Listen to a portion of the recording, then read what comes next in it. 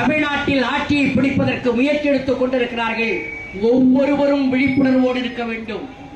ஆர்ப்பாட்டம் நடத்திய காரணத்தினாலே இதோடு முடிந்துவிட்டது என்று கருதக்கூடாது.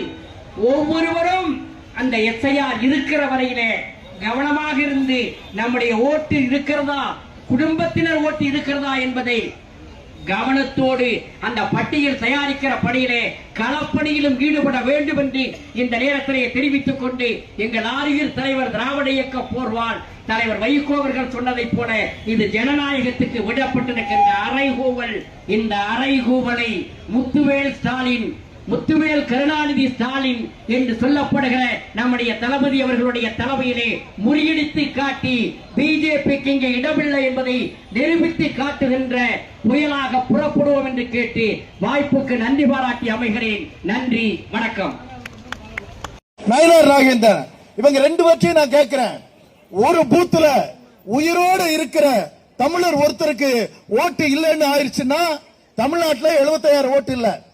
ஒரு பூத்துல 20 பேருக்கு ஓட்டு இல்லைன்னு ஆக்கப்பட்டுட்டா தமிழ்நாட்டில் 15 லட்சம் ஓட்டு கிடையாது.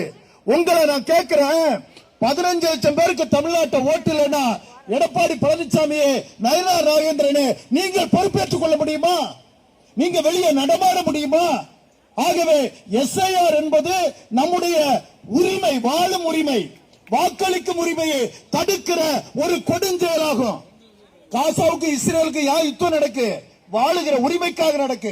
ரஷ்யாவுக்கும் உக்ரைனுக்கும் யா யுத்தம் நடக்கு? ஓட்டுரிமை, மண்ணில் வாழுகிற உரிமைக்காக நடக்கிறது. பாஜக எப்போதுமே மக்களை பதற்றத்தில் வைத்திருக்கிற கட்சி.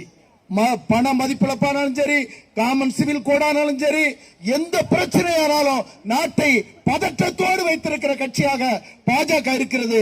இதுவரை தேர்தல் ஆணையம் நல்லா இருந்துச்சு. இப்போ தேர்தல் ஆணையம் பாரதிய ஜனதா கட்சியினுடைய ஒரு பிரான்ச், அது ஒரு மாநில கழகமாக மாறிவிட்டது என்பது தமிழர்களுடைய குற்றச்சாட்டு, தமிழ்நாட்டின் குற்றச்சாட்டு. தோழர்களே, 3 கடமை நமக்கு இருக்கு. ஒன்னு, ஆர்ப்பாட்டம் பண்ணிட்டோம், நம்ம எதிர்ப்பை பதிவு செய்துட்டோம். இதன் மூலம் ஒரு விழிப்புணர்வை மக்கள்கிட்ட ஏற்படுத்துறோம். எஸ்ஐஆர்னா நம்ம ஓட்ட பறிச்சிருவாங்களோ என்கிற கவலையை, கண்ணீரை, வேதனையை நாட்டுக்கு சொல்லுகிறோம், மக்களுக்கு சொல்லுகிறோம். இது ஒரு முறை. இரண்டாவது, நம்முடைய கட்சி தலைவர்கள் பலர் திமுக சார்பில், மறுமலர்ச்சி திமுகவின் பொதுச் செயலாளர் வைகோ, காங்கிரஸ் பேரியக்கத்தின் மாநில தலைவர் செல்வ பெருந்தகை, பல கட்சியினர் உச்சநீதிமன்றத்திலே இதற்காக மனு தாக்கல் செய்திருக்கிறார்கள். சட்ட நடவடிக்கையின் மூலமாக எஸ்ஐஆர் உடைத்தறியப்படலாம் என்பது அடுத்த நிலை.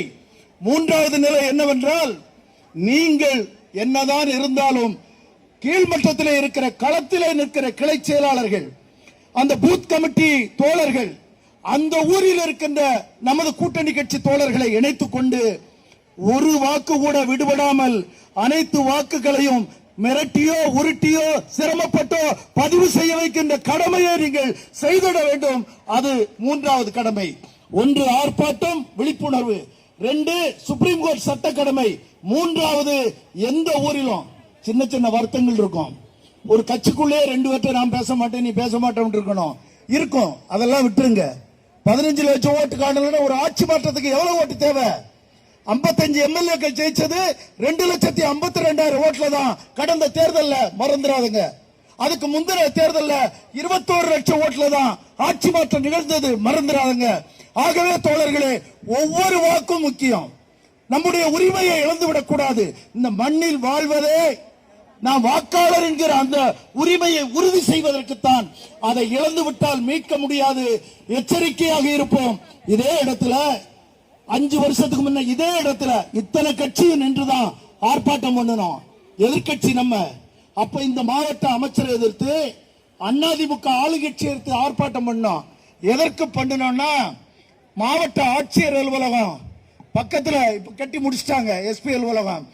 இது யாருமே போக முடியாத ஒரு இடத்துல கட்டுவதற்கு அமைச்சரும் சட்டமன்ற உறுப்பினரும் முயற்சி செய்தார்கள்.